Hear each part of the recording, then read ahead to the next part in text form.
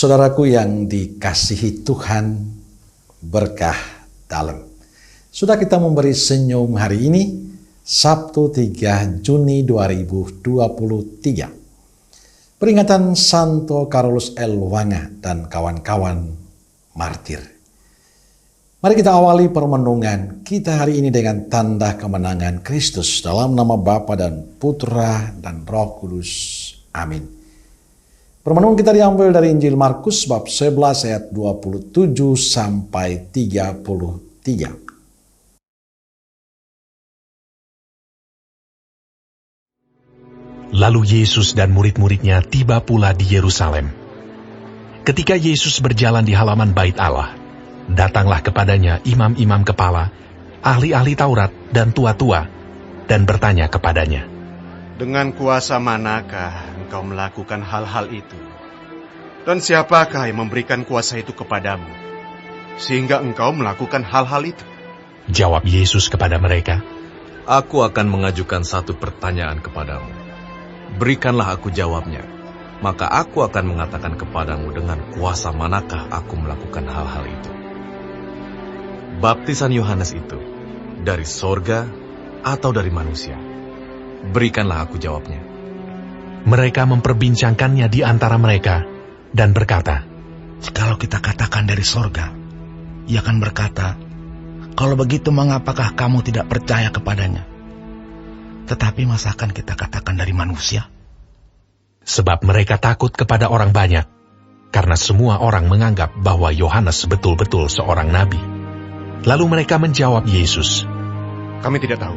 Maka kata Yesus kepada mereka, Jika demikian, aku juga tidak mengatakan kepadamu dengan kuasa manakah aku melakukan hal-hal itu. Saudaraku yang dikasihi Tuhan, dalam bacaan Injil hari ini kita mendengar reaksi perlawanan dari para imam atas tindakan Yesus yang mengusir para pedagang di Bait Allah. Mereka mempertanyakan kuasa yang ada dalam diri Yesus. Tindakan Yesus mengusir para pedagang di Bait Allah seharusnya sebuah tamparan bagi mereka, karena mereka yang mengizinkan Bait Allah dikotori. Mereka menjadikan Bait Allah untuk mencari keuntungan, untuk kepentingan diri mereka. Dan Yesus mengusir semua pedagang sebagai tindakan penyucian Bait Allah. Lalu mereka mengajukan pertanyaan pada Yesus. "Dengan kuasa manakah engkau melakukan hal-hal itu? Dan siapa yang memberi kuasa itu kepadamu?" Yesus tidak memberikan jawaban, tapi sebaliknya bertanya pada mereka. Karena Yesus tahu semua yang mereka lakukan tujuannya adalah untuk menangkap dirinya. Sehingga Yesus tidak perlu memberi jawaban apapun akan pertanyaan mereka. Saudaraku yang dikasihi Tuhan, poin yang bagi saya penting dari kisah Injil hari ini adalah soal kejujuran. Yesus ingin para ahli Taurat jujur dengan kehidupan mereka.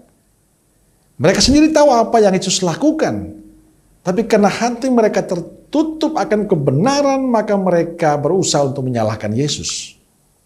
Inilah yang saya kira penting bagi kita. Seringkali kita abaikan nilai kebenaran. Kita kurang jujur dalam hidup. Dan karena kita memanipulasi semuanya sehingga yang salah menjadi benar, yang benar menjadi salah.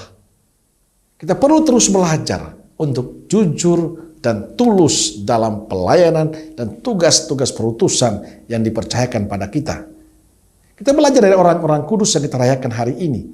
Mereka terus mempertahankan iman mereka pada Kristus walaupun akhirnya mereka dibunuh.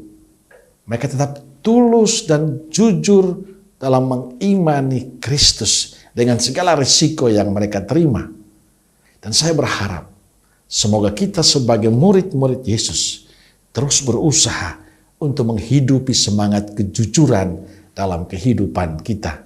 Jangan memanipulasi kebenaran menjadi sesuatu yang salah. Yang jujur katakan jujur, yang salah katakan salah. Kalau kita sungguh-sungguh hidup benar, hidup jujur, selalu ada berkat yang Tuhan berikan untuk kita. Amin.